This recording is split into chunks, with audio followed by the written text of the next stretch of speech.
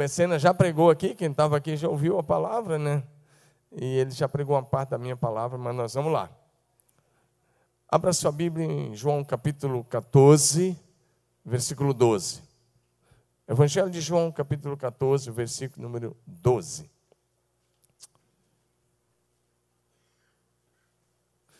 Em verdade vos digo que aquele que crê em mim fará também as obras que eu faço.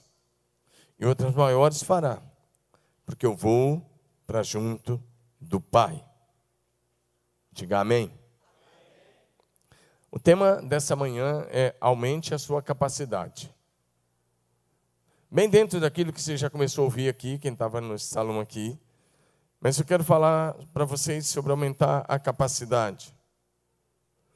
Começando o ano, uma das coisas interessantes é a gente crer que Deus quer que nos capacita. E à medida que vamos desenvolvendo aquilo que Deus colocou na nossa mão, Ele vai aumentando a nossa capacidade para que a gente possa fazer ainda mais. Ainda mais. Eu quero encorajar você que é pastor lá na sua cidade, a não ser apenas um pastor, mas ser o pastor daquela cidade.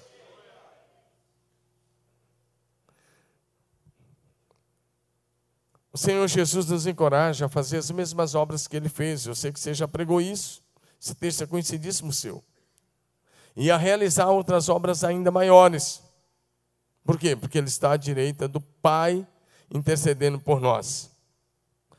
E isso deve ser feito exclusivamente para a glória de Deus, para que o mundo conheça Jesus Cristo. Posso ouvir um amém? Para a expansão do reino de Deus na nossa terra e aqui na nossa região, no interior do Paraná, os paranaenses estão aí, no interior de São Paulo e do Brasil e das nações, para a expansão do reino de Deus na terra, é preciso que as pessoas não somente ouçam a mensagem, mas é preciso que elas vejam os sinais. Se tem um tempo que as pessoas precisam não apenas ouvir, mas ouvir e ver, esse é o tempo. Diga comigo, ouvir e ver. Fala bonito, ouvir e ver. Todo o ministério de Jesus e dos apóstolos passavam por essas duas vertentes. As pessoas ouviam a pregação, as pessoas ouviam os ensinos de Jesus, mas as pessoas viam os sinais. Aliás, enquanto Jesus pregava e ensinava, era que a cura acontecia. Ele parava o ensino e curava alguém que estava na sinagoga, ele mandava alguém esticar a mão que estava mirrada, a mulher que estava 18 anos encurvada, ele manda andar direito, enquanto ensina. Ele expulsava demônios enquanto ensinava, parava e falava, sai. Ele ia fazendo as duas coisas. Então, se você ler Lucas 7, quando João Batista manda os seus discípulos, dois discípulos perguntar, és tu aquele que havia de vir ou temos que esperar outro? A impressão que dá é que Jesus falou com aqueles dois discípulos para passar o dia ali. E no final do dia, Jesus olha para eles e diz, agora vão. E vocês vão falar para João as coisas que vocês ouviram e viram. Ouviram e viram. Sabe, eu fico pensando que as pessoas estão cansadas dos nossos discursos, domingo após domingo. E às vezes a gente discursa bem sobre o poder de Deus. Por que eu estou usando a palavra discurso e não sermão? Sempre que você apenas pregar sem o poder de Deus, é um discurso. Mas sempre que você manifestar o poder de Deus, a manifestação do Espírito e do poder, aí sim é um sermão bíblico. Então, nossos próprios membros, talvez, são bastante educados, e eles gostam da gente, eles respeitam, mas eu fico pensando que muitos dos nossos membros têm uma perguntinha na cabeça, quando é que esse pastor vai praticar isso que ele ensina? Quando é que nós vamos ver esses sinais que o pastor está falando? Quando é que nós vamos ver esse avivamento que ele está pregando? Quando é? E para isso a gente tem que aumentar a capacidade. Nosso compromisso aqui nesse café é aumentar a sua capacidade intelectual, né, ministerial e profissional de modo geral. Esse é o objetivo. Em todos os aspectos. Quando a gente fala de discipulado, quando a gente fala de célula, quando a gente fala de avanço, quando você tem uma palestra como essa que você teve aqui sobre coaching, quando você tem isso, o objetivo é aumentar a sua capacidade. Sabe para quê? Porque nós queremos que a glória de Deus enche a sua cidade como as águas cobrem o mar. E nós não vamos ter resultados diferentes na nossa igreja, fazendo as mesmas coisas de sempre. Se você quer resultado diferente, faça o que você nunca fez antes. Amém? Mude o culto. Mude a maneira de orar. Eu acabei de ter uma reunião com minha equipe pastoral. Janeiro foi assim, aqui metade da equipe tirou férias na primeira quinzena, metade na segunda quinzena. Alguns voltaram de férias no fim de semana e outros estão voltando hoje. Né? Hoje o pastor Dino está voltando hoje com a Rose. Então, eu precisava ter uma reunião um pouco longa. Então, me reuni com ele desde as 8 da manhã até 9h30. E eu estava com o meu iPad com 21 itens para passar com eles, os detalhes do que eu quero que aconteça no ano e no semestre. Mas daqui para frente, toda semana eu vou me reunir com eles. Muitas coisas que eu falei, eu vou repetir. Mas uma das coisas que eu estava falando com eles é: nossos cultos precisam ser cada vez mais bíblicos, inspirativos, cheios da presença de Deus e cultos que atraiam a presença manifesta de Deus no meio da igreja. E a igreja precisa ser lugar de milagres visíveis. Eu estava falando com eles. Amém, amados? Cada vez mais tem que criar um ambiente de transformação e de milagres. Eu estava falando com eles uma outra coisa, quero dizer para você. Eu disse, eu não prego para informar. Sempre que eu preparo uma mensagem, eu tomei a decisão lá atrás, eu não prego para informar. Eu dou muita base bíblica e eu sei que as pessoas são informadas bastante, mas meu objetivo não é informar. Eu prego para autoconfrontar, para que a partir da autoconfrontação haja transformação. Então, quero encorajar você a talvez mudar um pouco nesse sentido, de parar de pregar apenas como um professor e começar a pregar como um prático, para que as pessoas sejam autoconfrontadas com a verdade, mas sejam transformadas pela verdade e passem a experimentar os milagres que aquela verdade vão trazer para a vida dela. Amém, amados? Porque se a mensagem não autoconfrontar a pessoa, ela não é a mensagem do Evangelho do Reino. E nós somos chamados para pregar o Evangelho do Reino. Amém? Então, aqui, se você pegou a nossa agenda, nós colocamos para esse ano um tema que eu acho extremamente necessário: alinhamento e avivamento. Eu passei isso para vocês ano passado, sugerindo que vocês também, quem sabe, coloquem lá nas suas igrejas. Não tem nenhum problema. No reino de Deus é assim, nada se cria, tudo se copia e a gente vai em frente. Né, pastora? Vamos estar juntos nisso daí. Então, alinhe seu coração com o coração do Pai Celeste. Desenvolva a mente de Cristo. Dependa completamente do Espírito Santo. E Ele vai aumentar a sua capacidade. Mas para isso você precisa estar aberto. Aí entra o que eu falei do livrinho do JB. Metanoia. Mudança de mente. Amém? Primeiro lugar, então, bem rápido. Aumente a sua capacidade de frutificar. Deus te escolheu para que, se você der uma olhada na escolha de Jesus, Deus te escolheu através de Jesus com um propósito. Eu gosto de pensar que Jesus nos escolheu com uma grande expectativa. Se você olhar para João, capítulo 15, verso 16, Jesus diz assim, olha, não foram vocês que me escolheram. Ele disse, ao contrário, eu escolhi vocês. E eu os designei, para que vocês possam ir e dar muitos frutos. Então, há uma expectativa no coração de Jesus de que a gente seja frutífero. Mas aí, pastor, líder que está aqui, eu quero fazer uma pergunta. Que tipo de solo é o seu coração? Que tipo de solo é o seu coração? Porque se o seu coração for uma terra fértil, a semente vai cair, vai frutificar. Mas se o seu coração não for terra fértil, ela vai cair, provavelmente não vai acontecer muita coisa. E aí eu estou me lembrando de Mateus 13, de 3 a 7. Evangelho de Mateus, capítulo 13, versículo 3 a 7, diz assim: E de muitas coisas lhes falou por parábolas, e dizia: Eis que o semeador saiu a semear. E ao semear, uma parte caiu à beira do caminho. Esse é o primeiro tipo de coração. E vindo as aves, a comeram. Outra parte caiu em solo rochoso, onde a terra era pouca. E logo nasceu, visto não ser profunda a terra. Saindo, porém, o sol a queimou. E porque não tinha raiz, secou-se. Outra caiu entre os espinhos. E os espinhos cresceram e a sufocaram.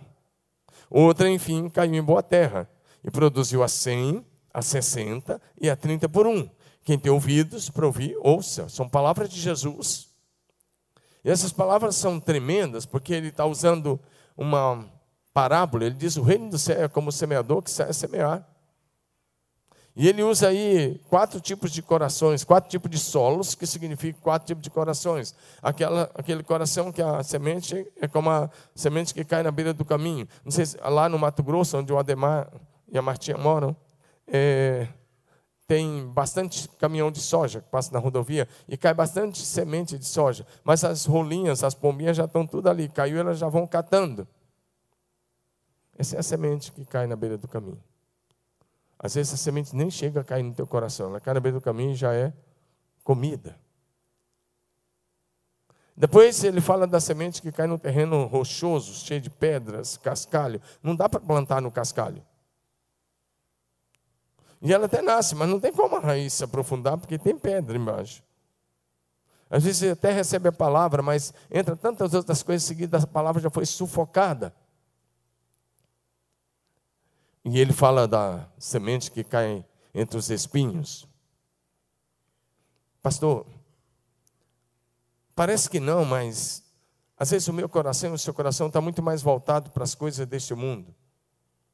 Às vezes a gente está tão preocupado com dinheiro, com sustento, com coisas. Eu quero dizer uma coisa, e aí é isso que sufoca. Ele diz os cuidados deste mundo.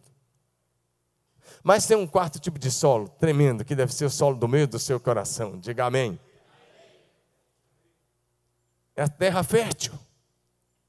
Quando eu vejo um pastor que vem aqui, até com o meu colega aqui, que eu brinquei, falei: tchau, mas era brincadeira, eu te amo, cara. Como você mora no coração do lado direito, sem pagar aluguel. Então, quando eu vejo um cara que chega aqui com 60 pessoas, e dentro de 3, 4 anos ele está com 500 pessoas ou mais, eu vejo uma terra fértil que já está frutificando. Mas se você vem aqui e faz a nossa imersão, por exemplo, nossa próxima imersão será dia 20 de março, agora, se você não anotou, anota aí, 20 a 23 de março. Você vem e faz a imersão. Aí você fica assim de olho, como aquele bom batistão. Estou falando de batista porque é a minha convenção, né? Senão eu ia falar quadrangular, Brasil para Cristo, nações, tem gente das nações aí, Kid. Né? Mas deixa eu falar, se você é um bom batistão, um bom presbiteriano, então assim, não, isso aqui eu vou aplicar na minha igreja, aquilo ali eu acho que dá, aquilo ali. Cara, ou você veste a camisa ou não veste. Né, Devanil? Veste ou não veste? Ou você vive um avivamento agora, ou nunca. Ou você entra no time para valer, ou você assiste da arquibancada. E da arquibancada você só tem 2 opções. Uma, você aplaude, a outra você critica. Mas se te botar lá dentro do campo, você não vai fazer coisa nenhuma.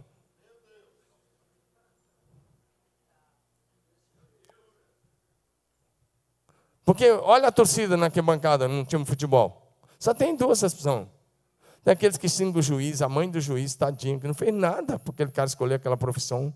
E a mãe do jogador, e o pai do jogador, e o jogador. Mas bota ele lá com a bola, para ver se ele vai pelo menos chutar. Então, eu quero te encorajar a entrar no time, vestir a camisa. Você vai pegar esse negócio de célula, MDA, que não é um negócio, você vai pegar essa visão, então embarca, entra, mergulha. Amém, amados? Para de ficar pegando aqui. Isso aqui eu acho que dá, aquilo ali eu aplico, aquilo lá. Meu querido, a palavra imersão já é mergulho mesmo. Para de molhar o pezinho, né? Pega a visão de Ezequiel 47. Sabe, primeiro dá água no tornozelo, depois no joelho, depois na cintura, depois já dá acima dos ombros, depois tem que passar nada e depois não dá mais para passar. Você tem que imergir e falar, é isso.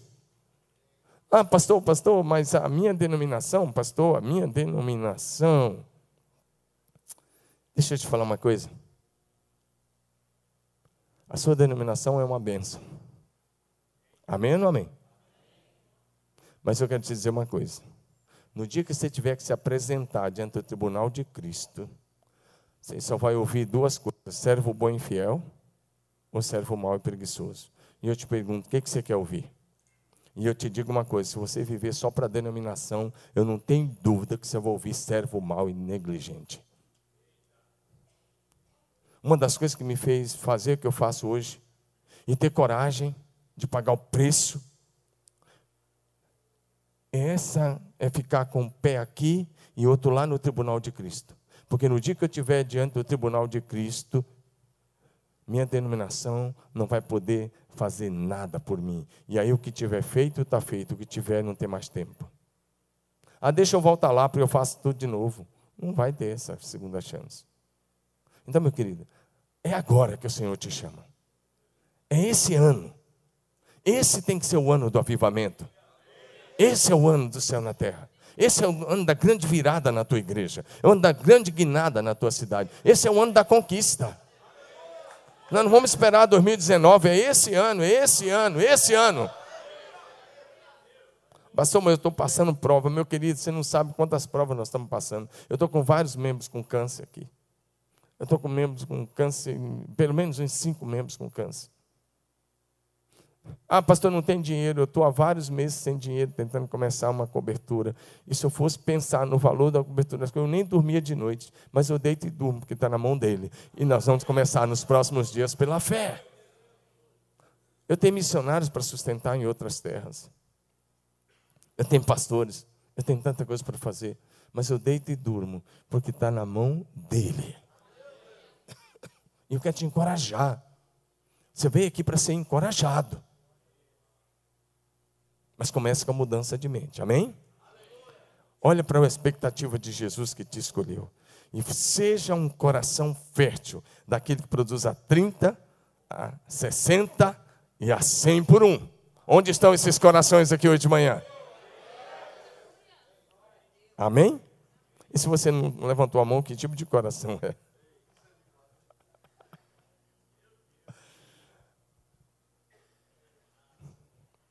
Mateus 13, 23, diz que o nosso coração precisa ser fértil.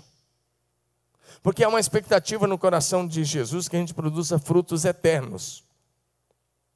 Mas o que foi semeado em boa terra, o que ouve a palavra e compreende, esse frutifica, ele repete, a 100, a 60 e a 30 por um. Amém, amados? Sabe qual é o segredo, pastor? Para receber mais de Deus esse ano? Primeiro é fome. Quantos pastores ainda têm fome por mais de Jesus? Depois é sede por mais de Jesus. Fome e sede. Diga fome e sede. Fome e sede. Fome e sede.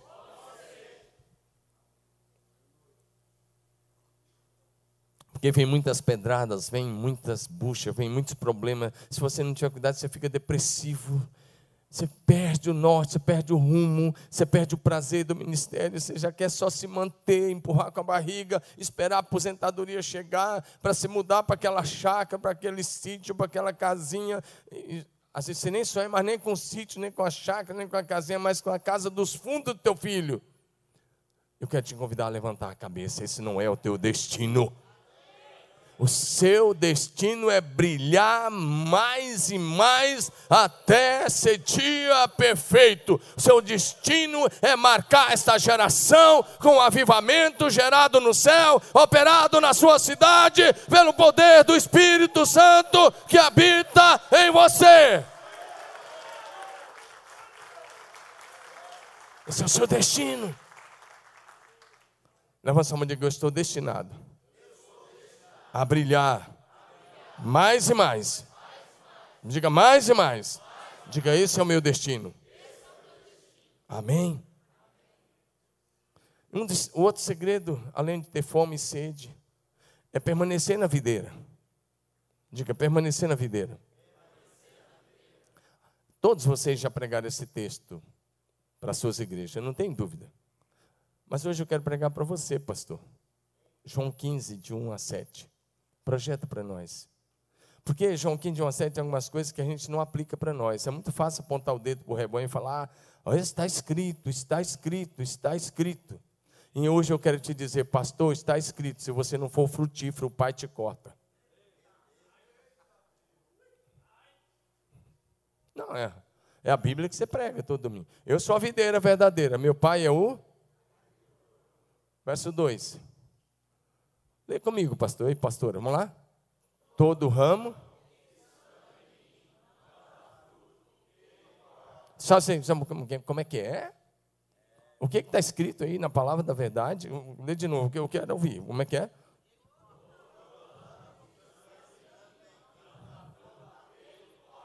Você está achando que o Pai corta o ramo que está lá no mundo? Jesus disse, eu sou. É o mesmo eu sou quando ele disse a Moisés, eu sou. Esse é um dos eu sou do Evangelho de João. Aparece essa expressão em umas 8 ou 9 vezes no Evangelho de João. Né? Estão lembrados? Eu sou a água da vida, eu sou o sal, eu sou a luz do mundo, eu sou a porta, eu sou a ressurreição e a vida, eu sou a videira, eu sou. Eu sou o bom pastor, é um dos eu sou. E esse eu sou é tão valioso como aquele que ele disse a Moisés, eu sou, está te enviando. Eu sou. O que não diz eu sou? O eterno. Diz, eu sou a videira verdadeira, meu pai é agricultor. Todo ramo. Você está em Jesus, pastor? Pastora, você está em Jesus? Então você precisa ser frutífero. Porque se você não for frutífero, não é o diácono que vai cortar você, não é o presbítero, não é a igreja, não é a denominação. Isso aí pode ser os efeitos colaterais. Quem vai te cortar é o Pai.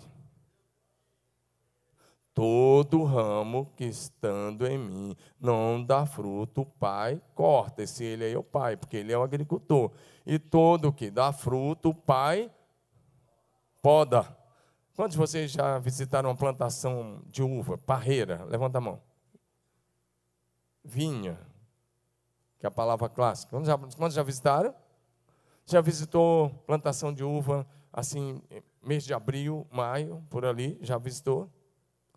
Fica feio o negócio, né? O pessoal do sul aí conhece bem. Porque as folhas se secam no frio e o cara vai lá com a tesourona no final de abril, começo de maio, e corta tudo, cara.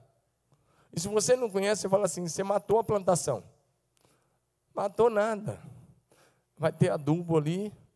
E a hora que o frio passa forte, que vai começar a primavera, aquilo brota. E aí vem aqueles cachos lindos de uvas. Tem coisa linda, parreira, carregada. E você pode entrar debaixo e se arrebentar de comer uva. Uva verde, uva escura e assim por diante. Rosa. Mas tem que podar. E sabe o que eles sabem? Se não podar, a próxima safra vai ser muito pequena. Sabe o que Deus está fazendo contigo aqui hoje de manhã? É um dos momentos de poda. Sabe o que é discipulado? Poda. Todo pastor que é discípulo tem que passar pela poda toda semana. Toda semana eu preciso de poda, Domingos. E eu sei que toda semana você também precisa de poda. Amém, amados? Se o discipulado não podar, então não é discipulado. Porque se ficar assim, não, tudo bem, só mão no ombro, cara, você vai cair e ninguém vai te alertar. Mas se tiver poda toda semana, vai ter frutos toda semana. Porque a poda é para limpar, para dar mais frutos. Diga amém. Diga, é desse jeito. Amém. E o texto continua. Verso 3 agora. Vamos bem rápido, só ler o texto. Ele vai dizendo uma coisa interessante. Né? Vocês já estão limpos pela palavra que eu vos tenho falado. Verso 4. Permaneçam em mim. Aí a ideia é permaneça. Permaneça em mim, eu vou permanecer em vocês. Permaneçam. A palavra permanecer aparece a partir daí 9 vezes. Nesse texto, 9 vezes. Por que ele repete 9 vezes a palavra permanecer? Porque o segredo de frutificar é permanecer na videira. Diga amém. Agora o verso 5 vai dizer: eu sou a videira, vocês são os ramos. E diz: se vocês quiserem frutificar, permaneça em mim. Mas o verso 5 termina assim: porque sem mim vocês não podem fazer coisa alguma. Ei, olha para mim, a gente usa métodos, MDA, a gente usa esses métodos, célula, a gente faz conferência, mas deixa eu te dizer uma coisa: não tem unção do Espírito Santo sobre o método. Deus não unge métodos, Deus unge homens e mulheres que permanecem na videira, homens e mulheres de oração. A unção, e eu vou te falar uma outra coisa, a unção é como o maná, ela cai logo cedo. Se o sol bater, já derreteu. Eu estou ilustrando aqui para você entender. Lembra que o maná caía de madrugada? Tinha que sair, o sol estava nascendo, o cara tinha que acordar cedo. Não tinha esse negócio de dormir até 11 horas da manhã para pegar o maná. Meu querido, quem dormisse até 11 horas tinha que ficar com fome. Aí o cara ficava esperto, no outro dia ele acordava às 5 e saía para pegar o maná. Às vezes você é um cara de engenheiro, um advogado, você é um profissional liberal, e você acorda todo dia às 6 horas da manhã, porque 7 horas, 8 horas, você tem que levar o filho às 7 horas da manhã na escola, e 8 horas tem que estar no trabalho, e sai às 18. Aí você está louco para entrar no ministério. Aí você entra no ministério e fala: porque se eu entrar no ministério, eu vou acordar às 10 horas da manhã, e aí eu vou tomar café, e depois eu tenho que almoçar, e depois eu tirar uma cesta, afinal de contas ninguém é de ferro, e aí lá para as 3 horas a gente começa de novo. Que ministério você vai ter, cara? Não tem avivamento para pastor ficar dormindo até 10 horas da manhã, não, meu querido. O maná cai de manhã cedo. Se você quer o maná do céu, levanta, vai lá e mergulha na presença de Deus logo cedo. Amém? Até porque para permanecer na videira você tem que estar lá, meu querido. Jesus disse: sem mim, não é sem os métodos. A gente usa o MDA e tudo aqui, mas deixa eu te falar uma coisa. Meu foco, a gente não perde a essência do princípio, que é MDA e célula. Nós trabalhamos assim. Mas meu foco hoje é 100% avivamento. Eu quero um avivamento. E esse é o ano do avivamento. Nós estamos declarando para a nossa equipe: esse é o ano do avivamento. Pastor, eu estou passando provas. Se as provas são grandes, é porque a vitória será maior ainda. Glorifica a Deus no meio da prova, e o avivamento vai vir. O pastor Devani, que eu falo de CT aqui, esse cara praticamente morreu alguns anos atrás, né? Nós tínhamos acabado de chegar da Coreia, né? E ele teve um problema. Uma hora dessa eu vou chamar ele aqui para dar o testemunho, vocês vão vibrar. O coração ficou parado quanto tempo lá? 40 minutos o coração ficou parado. E depois de 40 minutos esse cara volta. Mas se ele morresse naquela época, ainda estava muito infrutífero. Não é que você pode morrer agora não, agora você vai ter que produzir mais fruto. Mas agora ele já é um ramo tremendamente frutífero lá em Tupã. Amém, amados? O problema é o seguinte: as crianças cantavam um cântico antigo lá atrás. Né? Que uma das frases dizia assim: se o teu coração parar de bater agora, se você for embora, para onde você vai? Não, você não está correndo o risco de ir para o inferno, claro que você é salvo. Mas você está correndo o risco de ficar infrutífero por toda a eternidade. Você fica lá de mãos vazias. Você está vendo o bonde passar.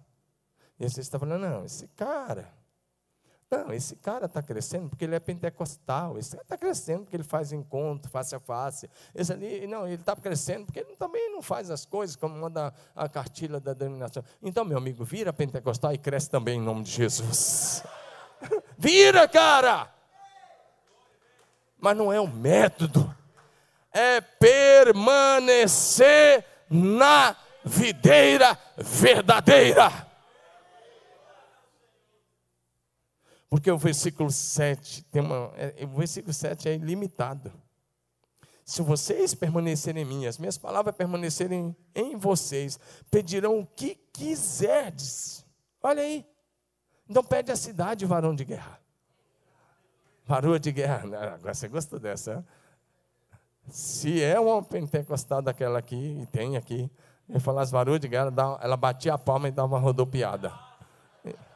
Ainda faz sapatinho de fogo ainda. Então, meu querido, é ilimitado. Diga, peça o que quiser. E olha o verso 8. O verso 8 tem uma verdade que quero falar com você bem interessante. Porque o versículo 8, a gente pensa, olha o erro que nós cometemos. Vamos glorificar a Deus com nossas canções agora. Você sabia que não glorifica a Deus com canção? Ei, ministro de música que está aqui, não glorifica a Deus com canção. Não glorifica a Deus, não. Com oração. Não. Vamos glorificar a Deus agora cantando alguns cânticos. Você adora a Deus, amém?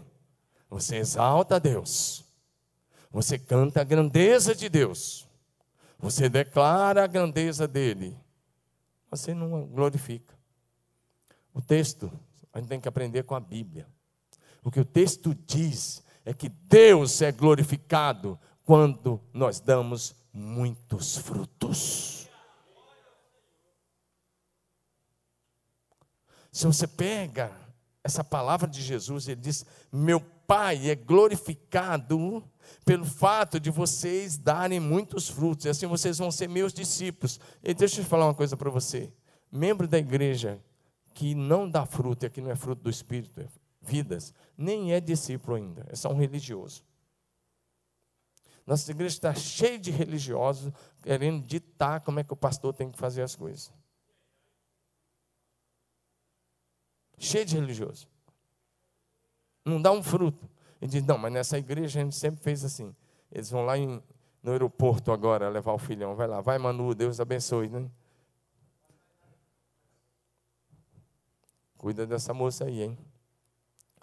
Então, preste atenção nisso. Está cheio de gente que não dá fruto. Ei, pastor, como é que você pode botar seu ministério na mão de alguém que não dá fruto? Como é que você pode botar o destino da sua família na mão de alguém que não dá fruto? Fruto aí não é dízimo. Vidas, diga vidas.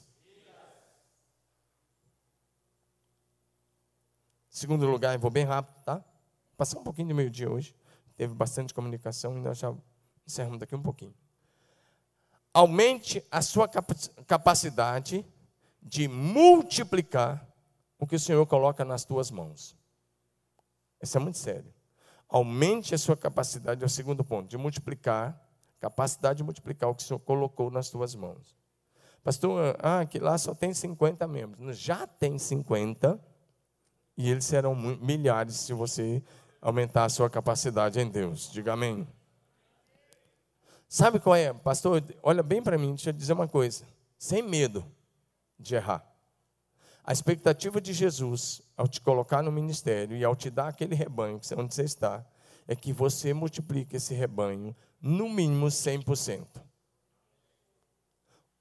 Vou repetir.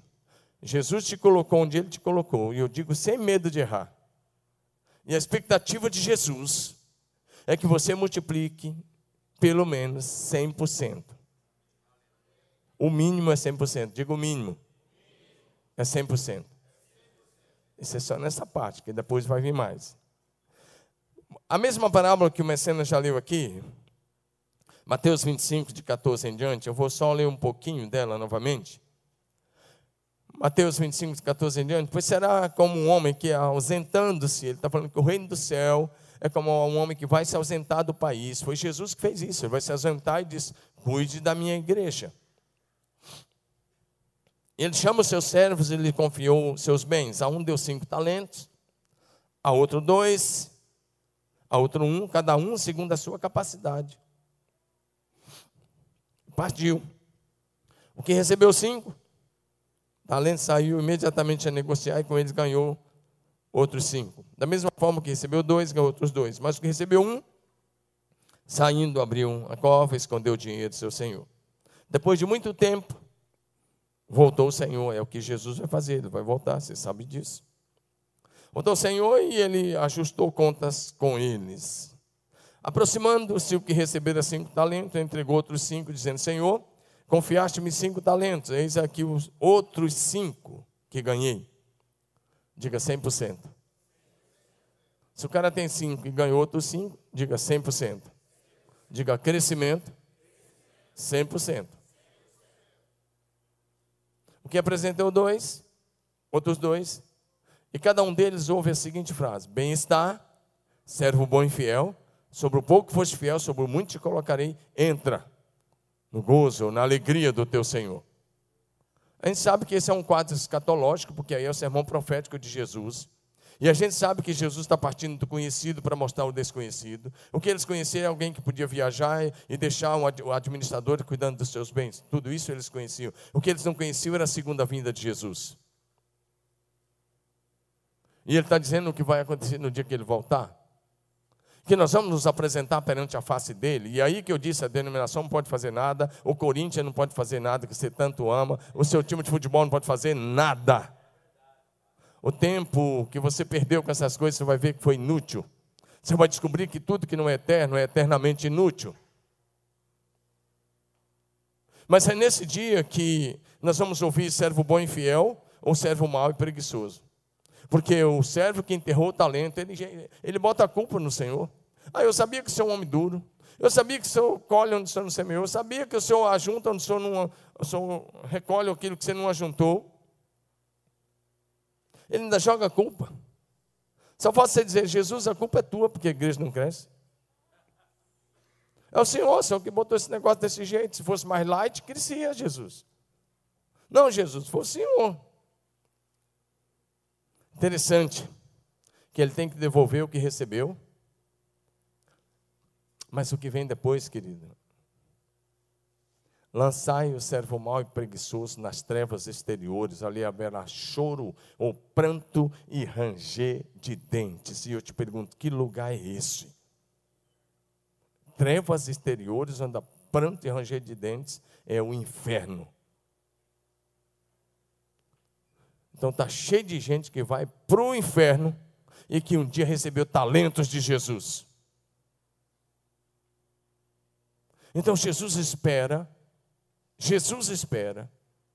de mim e de você, no mínimo, um crescimento de 100%. Diga amém. Concordando ou não é o que está na Bíblia e não tem como fugir disso daí. Terceiro e último lugar, e aí a coisa fica mais forte ainda. Aumente a sua capacidade de crescer exponencialmente. Agora não é apenas 100%, é exponencialmente. Por exemplo, Valmir, tem quantos membros da sua igreja, Valmir?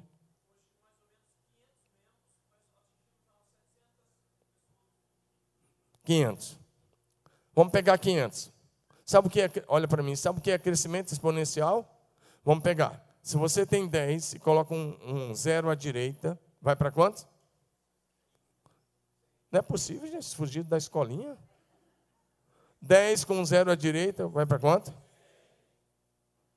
100 com 0 à direita, vai para quanto? 500 com 0 à direita, vai para quanto? Esse é seu alvo, Valmir. A partir de agora, só lá em Novo Horizonte. Olha aí. Aleluia. Então, meu querido, presta atenção. Crescimento exponencial. Pensa aí. Quantos membros tem na sua igreja hoje? Membros. Bom, pastor, eu só tenho 100. Coloca um 0 à direita. Esse tem que ser o seu alvo para esse ano e para os próximos anos. Agora, meu querido. Não é para outra vida, não. Você não vai ter outra vida, não. É agora. Amém, amados? Crescimento exponencial. Agora, deixa eu te falar um segredo. Que você já sabe, mas já esquece. Crescimento exponencial só é possível, Valmir, só é possível, pastores, se sua igreja for cheia do poder do Espírito Santo de Deus.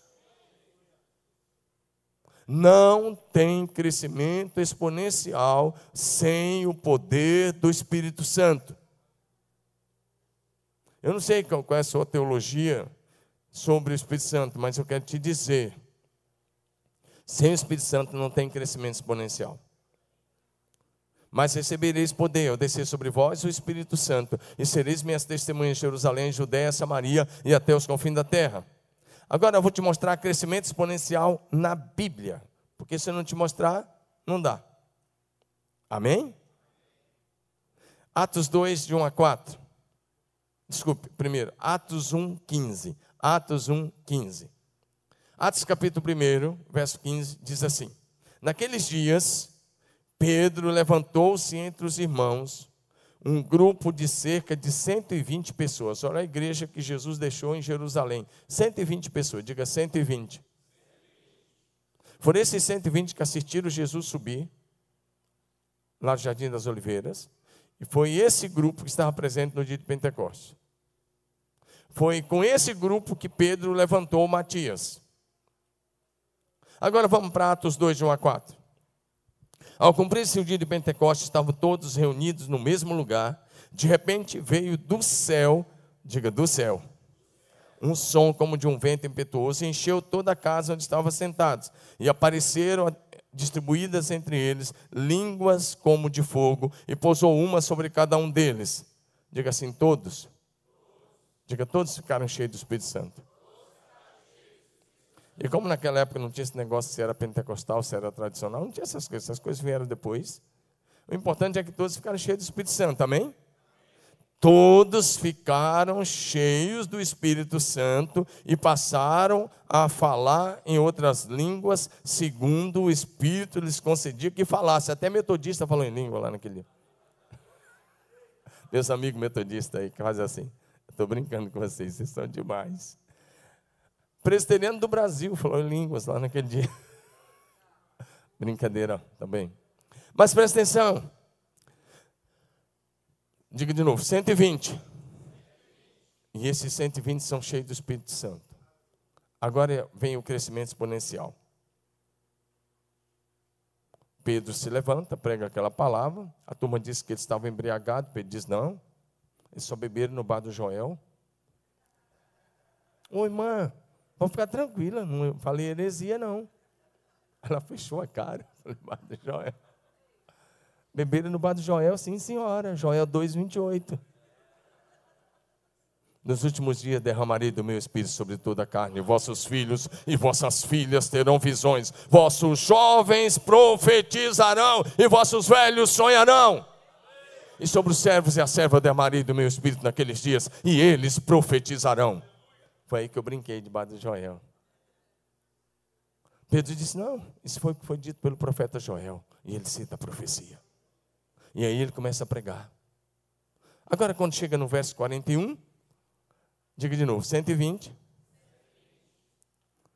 Agora, então os que lhes aceitaram a palavra foram batizados. Naquele dia houve um acréscimo de quantos?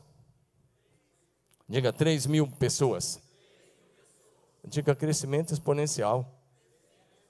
Muito mais que exponencial, porque se fosse exponencial, botava um zero e virava 1.200. E eles foram para 3.000 de manhã. Lembra que isso era 9 horas da manhã, quando Pedro começou a pregar. E eles foram batizados ainda naquela manhã. Mas em Atos capítulo 4, esse número vai muito além. Atos 4:4. Quando Pedro cura o coxo, Atos 3. Em Atos 4 diz assim, muitos porém que ouviram a palavra a aceitaram, subindo o número de homens. É interessante esse detalhe, homens a quase 5.000. Se está naquele negócio aí de não contar homens e mulheres, como houve na multiplicação dos pães e peixes aí, já tinha aí uns 10.000 pessoas. Depois, Lucas não consegue mais usar a expressão, quantas pessoas tem, ele não sabe mais. Ele contou até 5.000 homens, e daí para frente ele vai usar assim, e naqueles dias multiplicava-se muito o número de discípulos. E depois ele diz, e naqueles dias multiplicava-se muito o número de igrejas. Amém, amados? Então, queridão, isso é crescimento exponencial. Imagina que 120 agora, numa manhã, tem que passar a cuidar de 3.000. E esses 3.000, de acordo com Atos 2, de 41 a 47, perseveravam na doutrina dos apóstolos, na comunhão, no partir do pão, nas orações, em cada alma havia temor, e tudo que eles tinham estava em comum. Você conhece bem o texto.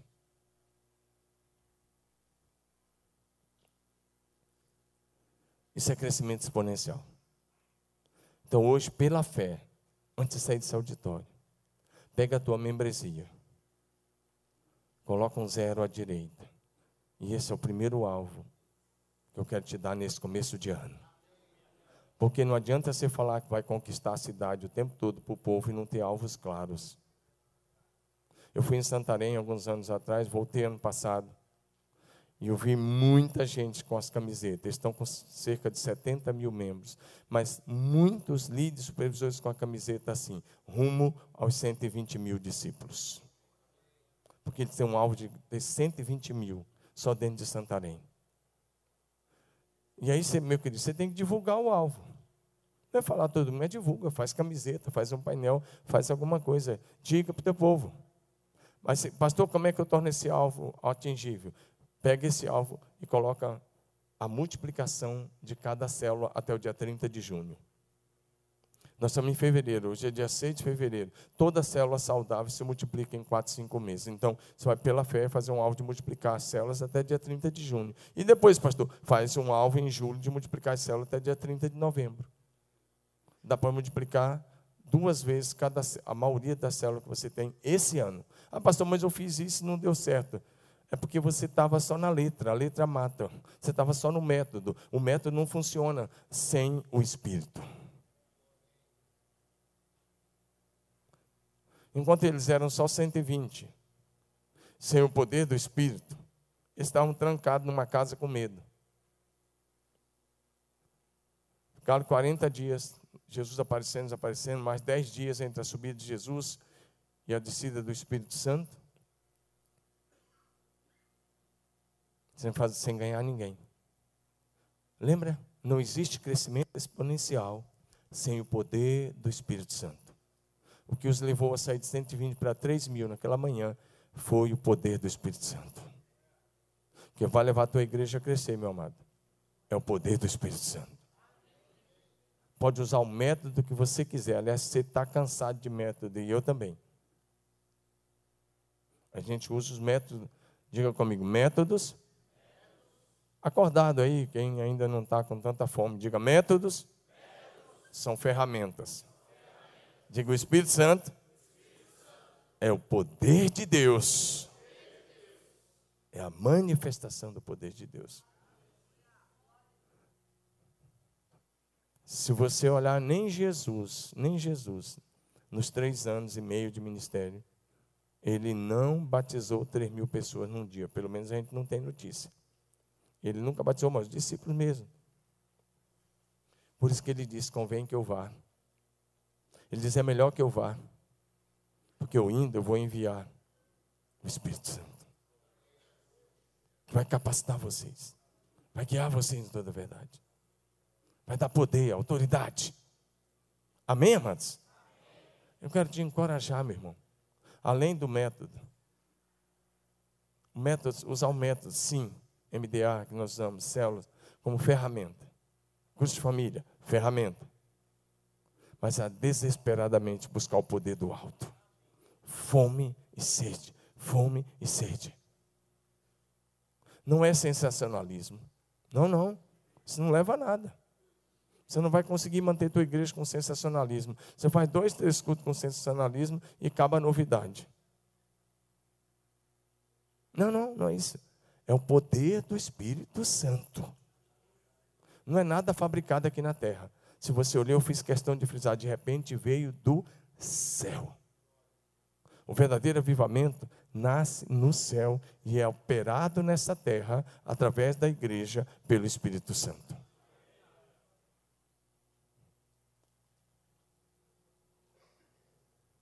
Então, eu quero encorajar você a buscar o poder do Espírito Santo. E aí ele vai aumentar a sua capacidade. Pastor, mas eu só tenho capacidade de pastorear 120. Talvez fosse isso que Pedro também pensava.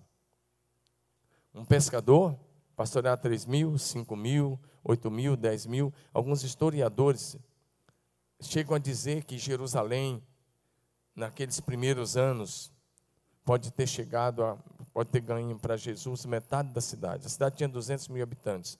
Se eles ganharam metade, era cerca de 100 mil convertidos. Eu não sei se foi isso, mas eu sei que dezenas e dezenas de milhares de judeus de Jerusalém se converteram.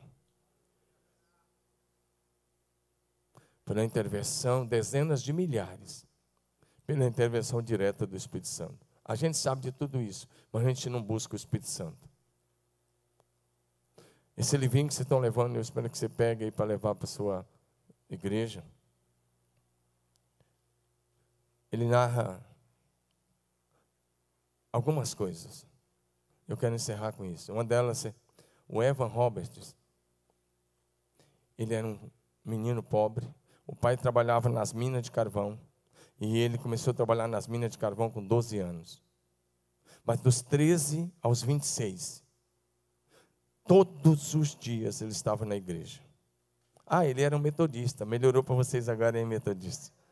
Ele era metodista. E um dia um diácono metodista falou para ele, quando ele tinha 13 anos, não falte a nenhum culto. Não falte a nenhum culto. Porque pode ser que no dia que Deus manda o Espírito Santo, você não esteja. Aí você perdeu. Ele, durante 13 anos, o Evan Roberts, 13 anos, assistiu o culto todas as noites. O dia todo trabalhava nas minas de carvão embaixo da terra, chegava em casa com a cara suja de carvão, tomava um banho e corria para a igreja. E no dia que Deus derramou do Espírito Santo, ele estava lá conduzindo. Esse avivamento do país de Gales, por causa desse avivamento, inspirou e transferiu a unção e deu origem à Rua Azusa. A gente valoriza Azusa, mas antes de Azusa veio o país de Gales. E o próprio Evan Robert orou muito pelos irmãos da Califórnia, de Los Angeles. Ele transferiu a unção. Foi por isso que temos a Rua Azusa. Tem um livrinho que a gente tem lido aqui, chama Azusa em Chamas. Acho que vai estar ali. Leva. Mas leia primeiro o país de Gales, porque é uma sequência. E esse avivamento do país de Gales espalhou pelo mundo todo. Avivamento na Índia, na África, na China, na Europa e muitos outros lugares. E sabe? Deus não precisa dos meus títulos, nem dos seus títulos para ganhar a sua cidade. Quem promoveu o maior avivamento, um dos maiores avivamentos da história foi Evan Roberts. E ele era um trabalhador das minas de carvão. E ele era um jovem de 26 anos de idade.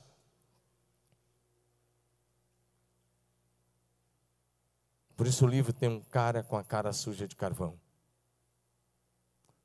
E tinha uma pessoa que orava muito para o avivamento, dizendo: Deus, manda alguém das minas, para que ninguém fique com a glória do que o Senhor vai fazer. E Deus mandou alguém das minas de carvão. Ah, se eu trouxer o ungidão, não sei das quantas. Não, não é ungidão. O ungidão lá é você. É aquele irmão que talvez você não dá nada por ele. É aquele menino que talvez você não dá nada por ele. É aquele cara da favela que talvez você não dá nada por ele. É aquele cara que você pegou embaixo da ponte. É aquele cara. Amém? Nada há impossível. Não há impossíveis para Deus. Diga comigo, não há impossível para Deus. Diga, tudo é possível àquele que crê. Diga amém. Vamos ficar em pé.